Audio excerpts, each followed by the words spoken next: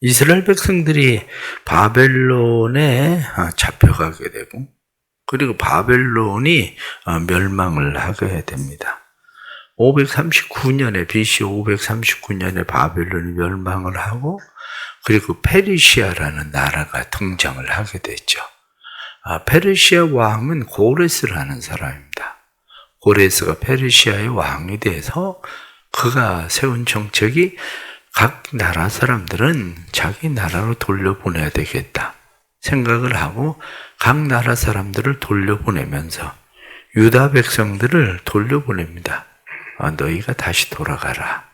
그래서 그곳에 너희의 성전을 건축해라. 그리고 예루살렘에서 가지고 왔었던 모든 성전의 기구들, 금, 은, 그릇들을 그들에게 돌려보냅니다. 그때가 바로 538년 바벨론 1차 포로 귀환이라는 때입니다.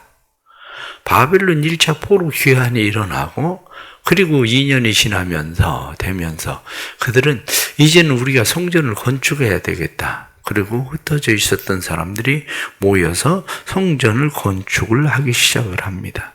그런데 성전을 건축하기 시작하자마자 주변에 있는 사람들, 특별히 사마리아에 있는 사람들이 우리도 성전 건축하는 일에 동참하게 해달라 이렇게 이야기하니까 성전 건축하는 일에 그들을 동참시키지 않습니다. 우리는 당신들과 상관이 없다. 왜냐, 당신들은 이방 나라 사람들, 특히 당신들은 혼혈민족이 된 사람들이기 때문에 우리와 당신들과는 다르다. 그러니 당신들이 우리가 성전 건축하는 일에 참여할 이유가 없다. 이렇게 거절을 하게 되죠. 이 거절을 하게 되니까 이들이 성전 건축하는 일에 방해를 하기 시작을 합니다. 고레스가 칙령을 내려서 그들을 예루살렘으로 돌아가게 하고 성전을 건축하게 했는데 고레스에게 다시 편지를 보내는 겁니다. 이 사람들을 다시 잘 생각해 보십시오. 조사해 보십시오. 이 나라 사람들의 근성이 어떤 사람들인지. 이 사람들은 왕에게 덕이 될 사람들이 아닙니다. 유익하게 될 사람들이 아니라 이 사람들이 조금 세를 규합하기 시작하면 반드시 왕에게 해를 입힐 겁니다. 반역을 일으킬 사람들입니다. 이런 식으로 해서 편지를 보냈겠죠. 그랬더니 고레스가 가서 성전을 건축해라 이렇게 이야기했다가 고레스가 성전 건축하지 마라 이렇게 성전 건축에 대한 중단 명령을 내린 거예요. 그래서 한 성전 건축을 시작하고 한 2년이 안 된 그 상황에서 성전 건축이 중단되고 만 겁니다. 성전이 건축이 왕이 명령을 내서 건축하지 마라 이렇게 이야기하니까 어떻게 되겠습니까? 그냥 할 수 없이 지금 상황을 우리가 받아들일 수밖에 별다른 도리가 있느냐 이렇게 해서 그들은 성전 건축을 하다가 다시 성전 건축이 중단되게 된 거죠. 그런데 성전 건축이 중단되고 나서 세월이 쭉 지나갑니다.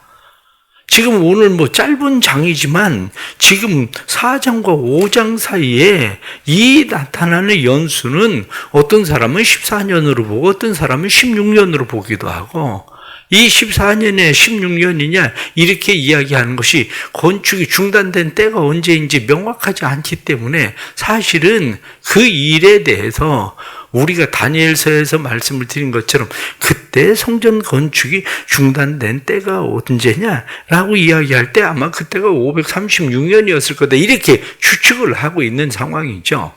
그래서 성전 건축이 중단되고 14년, 16년의 세월이 지났을 때에 선지자들이 일어나서 이야기하게 되는 것이 학개서라는 거예요.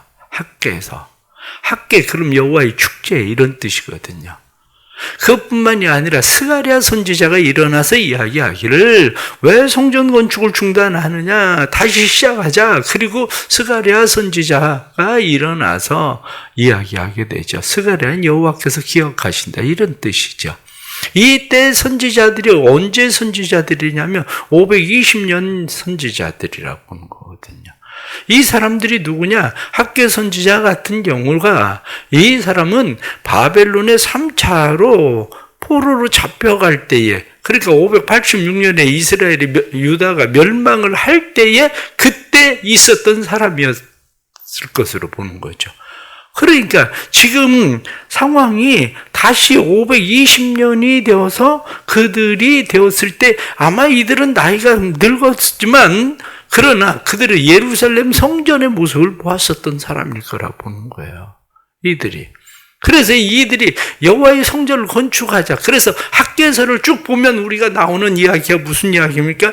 너희가 15년 동안 16년 동안 이렇게 너희가 살아왔는데 그 15년 동안 성전 건축을 하지 않고 뭐 당연하게 여기고 너희가 이렇게 지내왔는데 그래 잘된 건 뭐가 있느냐 이거거든요. 잘된 건 뭐가 있느냐? 여호와께로 돌아와라. 여호와께로 돌아오면 여호와께서도 너희에게로 돌아갈 거다. 그래서 너희가 하나님의 성전을 건축하면 그날로부터 시작해서 하나님께서 너희에게 복을 주실 거다. 성전 건축 다시 시작하자. 이렇게 이야기하는 선지자가 누구냐면 학개 선지자거든요. 그 동시대에 같이 일어난 선지자가 누구냐면 스가랴 선지자죠. 스가랴 선지자가 일어나서 그들에게 이야기합니다. 스룹바벨 앞에 큰 산, 그것이 뭐냐? 큰 산 아무것도 아니다. 여호와께서 스룹바벨로 하여금 성전 지대를 놓게 하셨으니 스룹바벨로 하여금 성전을 건축하게 할 거다. 산은 무엇이냐? 내가 아무것도 아니다. 하나님께서 그것을 아무것도 아닌 것처럼 다시 하나님께서 너희로 하여금 성전 건축을 하게 하실 거다. 그러면서 스룹바벨을 다시 독려하기 시작을 하고 스룹바벨의 마음 가운데에 성전 다시 건축을 해야 되겠다. 옛날에 처음에 우리가 돌아왔을 때에 성전 건축을 했었는데 우리가 지금 중단하고 그냥 너무 당연하게 이 14년, 16년의 세월이 그냥 흘러와 버렸는데 성전 건축 다시 하자. 그러면서 그들이 성전 건축을 다시 시작을 했다는 거죠. 그래서 이들이 열심히 성전 건축을 하기 시작을 하니까 그때 당시에 새로운 총독이 왔었는데 이 총독이 누구였냐면 오늘 3절에 나타난 말씀 보면 그때의 유브라데 강 건너편 총독 다뜨네와 스달 보스네와 이렇게 다뜨네 이 사람이 유다의 총독이거든요.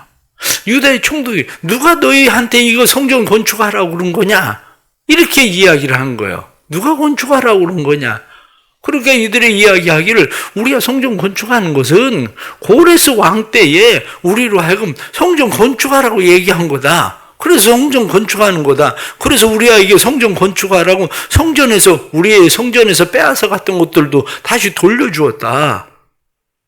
건축 중단하게 했다. 이 얘기는 안 하고 우리에게 건축하게 했다. 그러니까 너희가 알아봐라. 성전의 건축을 위해서 그때 당시에 왕이 우리를 보내면서 그 일들에 대해서 한마디로 바벨론 지금 이 페르시아 이 나라에 있었던 보물 창고에서 물건들 줬었던 건 기록이 있을 거 아니냐. 그거 한번 찾아보라고 그래라. 이렇게 이야기하니까 총독이 다트네가 편지를 보낸 내용이 바로 6절부터 나타나는 말입니다. 다리오 왕에게 올린 글의 초본이 이러하다. 왕에게 편지를 보내서 이 사람들이 이렇게 성전을 건축하고 있는데 이 일이 사실인지 사실이 아닌지 왕이 확인을 좀 해 주십시오. 이렇게 왕의 뜻이 무엇인지 우리에게 알려주십시오. 이렇게 이야기를 하게 되는 거죠. 그래서 이 편지의 내용이 쭉 기록이 되어 있는데 여기 나타나는 이 다리오 왕 이렇게 이야기하면 이 다리오 왕이 누구냐 이렇게 이야기할 때 다리오 왕은 522년에 즉위를 해서 다리오 왕은 그때부터 왕을 쭉 해가지고 485년까지 왕을 하던 다리오라고 하는 그 왕인 거죠. 이 다리오 왕 이후에 그 왕이 아하수에, 그 다음이 아하수에로고 그 다음 왕이 아닥사스다고 이렇게 되는 거예요. 고레스, 캄비세스, 그리고 다리오 이렇게 쭉 내려오는 이런 왕인 거죠. 그러니까 세월이 한참 지난 후에 다시 성전 건축을 재개하기 시작을 하는데 이스라엘 백성들이 520년에 성전 건축을 다시 재개하고 마침내 515년에 성전이 완공되는 내용이 바로 쭉 기록되어져 있는 이 말씀들 속에서 나타나는 이러한 말씀들인 거죠. 그래서 6장에서는 고레스가 내렸었던 칙령에 대한 이야기가 또 다시 나오게 되고 쭉 이렇게 기록되고 있는 그런 말씀입니다. 오늘 말씀을 우리가 이렇게 쭉 보면서 말씀 속에서 우리가 보게 되는 것이 뭐냐면 우리의 삶에 안주라는 것이 얼마나 무서운 건지, 사람이 어떤 일에 대해서 열정을 내고 있었다가도 그 열정이 식어버리면 사람들은 당연하게 안주하게 돼. 안주함. 요즘 어떻습니까? 사실 다시 코로나가 이렇게 일어나기 시작을 하지만 사람들은 오늘 새벽에 오실 때 여러분들 어떻습니까? 혼자 오시면서 마스크를 쓰고 오셨습니까? 벗고 오셨습니까? 대부분 쓰고 오셨을 거예요. 혼자 오는데, 혼자 걸어서 오는데, 왜? 당연한 거거든요. 마스크를 쓰는 게 이게 너무나 당연한, 사람들과 사람들 사이에 접촉을 통해서 코로나가 옮겨온다는 사실을 우리는 알면서도 이제는 2년 6개월 동안 우리가 마스크를 그냥 쓰고 살다가 보니까 마스크를 쓰고 있는 것이 너무 당연한 거야. 그러니까 우리는 홀로 걸어 다녀도 혼자 있어도 마스크를 쓰고 있는 상황. 이게 이제 우리의 삶이 이제 당연하게 돼버리는 거죠. 요즘 학생들, 특히 고등학생들은 그 무서운 일이 뭐냐면 마스크를 이제 벗지 않는 거야, 아예. 아이들에게 자기 얼굴을 보이기가 싫어서 아이들이 같이 식사를 안 합니다. 같이 식사를 해도 아이들이 그냥 마스크 밑에 열고 그냥 음식 집어서 밑으로 집어넣는 상황이에요. 왜 그렇게 할까? 이야기하니까 마스크를 쓴 얼굴하고 마스크를 벗은 얼굴이 너무 다르다는 거. 그래서 아이들이 서로가 서로에게 학교를 같이 입학을 해서 학교를 다니면서부터 눈 위에만 보고 살고 있다가 마스크를 벗으니까 또 완전 한마디로 다른 애네? 서로 그런 상황이 되는 거예요. 심지어는 뭐라고 나와 있냐면 마스크를 벗기는 것은 여성들의 팬티를 벗기는 것과 같은 현상이다. 이렇게까지 나와요. 그 정도로 마스크 벗는 것을 지금 이제 어려워한다는 거예요. 사람들이. 그래, 왜? 이제 당연하게 된 거예요. 우리에게 마스크를 쓰고 생활하는 일이 당연해진 거죠. 15년 동안, 그것도 14년, 16년 동안 성전 건축을 하지 않고 있었던 사람들이 너무 당연한 거예요. 처음에 올 때는 바벨론에서 그 바벨론의 그 생활을 포기하고 거기까지 올 때는 무슨 마음이었습니까? 그래, 가서 성전을 건축해보자. 이게 그들의 마음이었었거든요. 그런데 성전 건축이 중단되고 나서 그때부터 마음이 처음에는 건축을 해야 되는데 어떻게 해야 왕의 마음을 움직여서 다시 건축을 하게 될까? 이렇게 마음 먹었었던 사람들이 점점 마음이 식어지기 시작을 하더니 너무 당연하게 그것을 받아들이고 있더라. 그런 이야기예요. 안주. 너무 무서운 겁니다. 우리의 삶 속에. 목사가 처음 목사가 됐을 때 마음은 어떻게 했습니까? 하나님을 위해서 해봐야 되겠다. 정말 평생을 하나님을 위해서 그저 몇 년을 살든지 순교자가 되더라도 하나님을 위해서 나를 드려봐야 되겠다. 그런 마음이겠죠. 항존적 피택자들의 마음은 어떻겠습니까? 피택 받았을 때에 그래, 그래도 하나님께서 나를 부르시나 보다. 하나님 앞에 그렇게 해봐야 되겠다. 그런 마음이겠죠. 그러나 조심하십시오. 오래가지 않을 겁니다. 여러분들의 마음이 이미 항존직들이 된 사람들은 이미 그들 마음속에 안주가 생기기 시작했어요. 처음에 그래 교회를 위해서 내가 할 수 있는 일이 뭐 무슨 특별한 재능이 있는 것도 아니고 이것저것 할 수 있는 것도 아니고 그래 교회를 위해서 기도하는 일만 해도 하나님 앞에 내가 해야 될 큰 일이지. 그래 교회에서 가장 중요한 일은 기도하는 일이고 그래 복음 전하는 일이면 그래 내가 전도하는 일에 여러분들 나름대로 마음 가운데 생각을 할 거야. 아 사람을 돌봐야 되나? 그런데 1년, 2년 지나기 시작하고 안주하기 시작하면 이제는 그게 우리의 마음속에 너무 당연한 것이 돼버리는 거죠. 주의해야 됩니다. 그것을 조심하지 않으면 우리의 마음은 그냥 무너져 내리는 그런 마음이 되고 마는 거죠. 그럴 때 우리에게 어떻게 해야 되느냐? 오늘 성경이 우리에게 분명하게 말씀하고 있는 것이 1절에 나타난 말씀을 보니까 선지자들 곧 선지자 학개와 이도의 손자 스가랴와 이스라엘의 하나님의 이름으로 유다와 예루살렘에 거주하는 유다 사람에게 예언하였더니 하나님의 말씀과의 새로운 만남이 필요합니다. 하나님의 말씀이 우리의 마음을 일으켜야 돼. 새로운 말씀. 스가랴 선지자를 통해서 스룹바벨아 산이 무엇이냐? 내 앞에서 평지가 될 거다. 힘으로 되지 아니하고 능으로 되지 아니하고 여호와의 신으로 되느니라. 이렇게 말하는 하나님의 말씀을 들었을 때에 스가랴의 마음이 어떻겠습니까? 그래 맞아. 우리 힘으로 뭘 해보려고 했었나 봐. 우리의 힘으로가 아니라 하나님의 은혜, 하나님의 도우시는 힘, 하나님의 능력으로 되는 일인데 다시 해야 되겠다. 그래서 성전 건축을 다시 시작하는 겁니다. 학개 선지자가 백성들을 향해서 무엇라고 이야기합니까? 너희가 성전 건축을 하다가 지금 몇 개 돌 얹어놓고 이렇게 나무 갖다가 몇 개 얹어놓고 지금 이 모습을 봐라. 이 모습을 보고 너희의 집들을 봐라. 너희의 집을 바라보면 너희는 지금 집들 잘 짓고 그러게 생활하고 있지 않느냐. 그런데 집 잘 졌다고?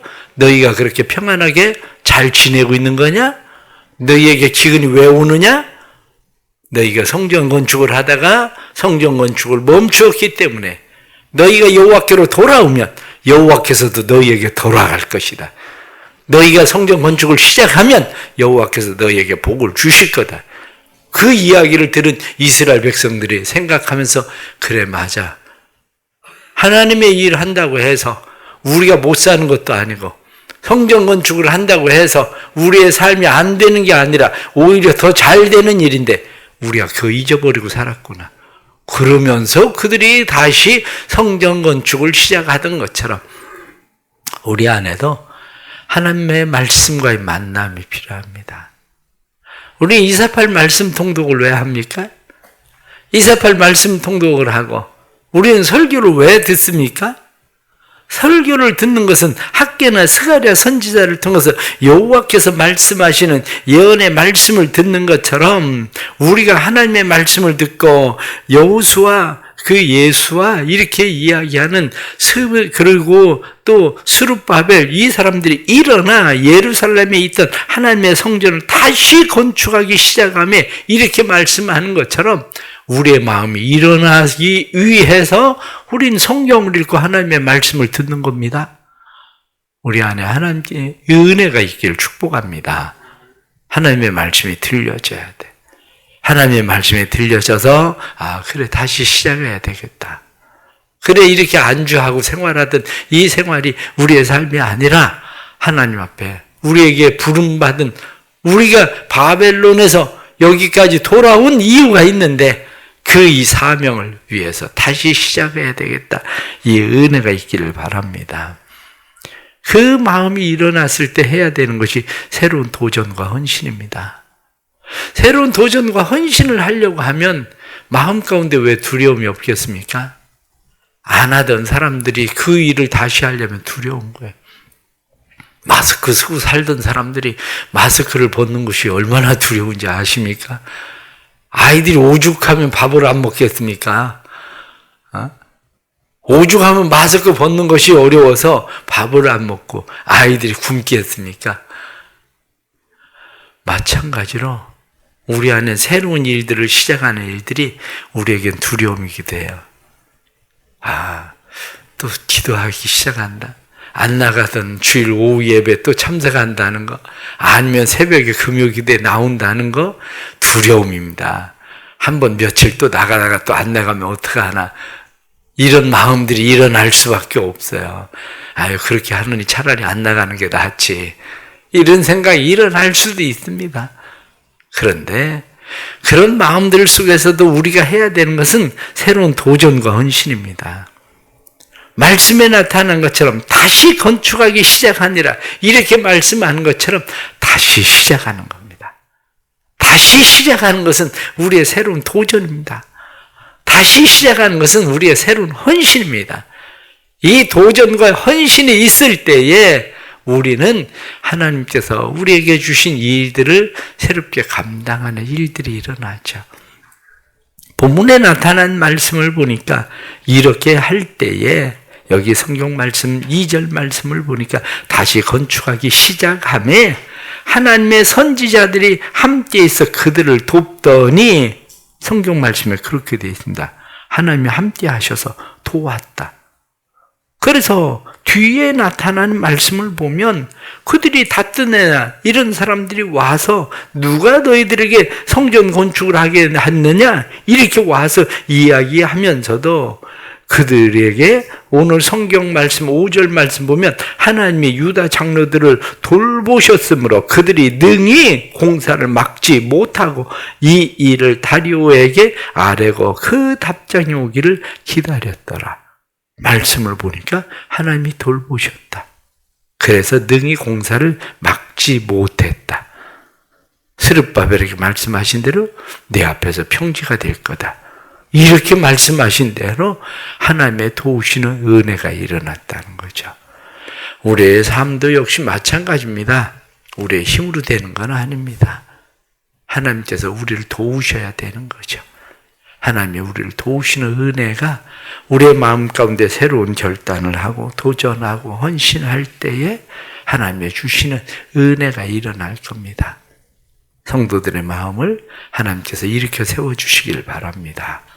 그래서 처음 우리에게 내가 예수 믿고 부름받았었던 뜨거운 마음 뿐만 아니라 항존직 직분자로 선택을 받아서 우리가 마음에 결단했었던 뜨거운 마음, 또 새로운 우리가 피택자로 하나님의 부르심을 받은 뜨거운 마음, 이러한 마음들을 하나님께서 일으켜 세우고 우리로 하여금 그 일을 잘 감당할 수 있게 하시는 은혜가 있기를 간절히 바랍니다.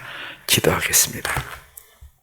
하나님 아버지, 너무 안주하고 살고 있습니다. 당연하게 여기고 살고 있습니다.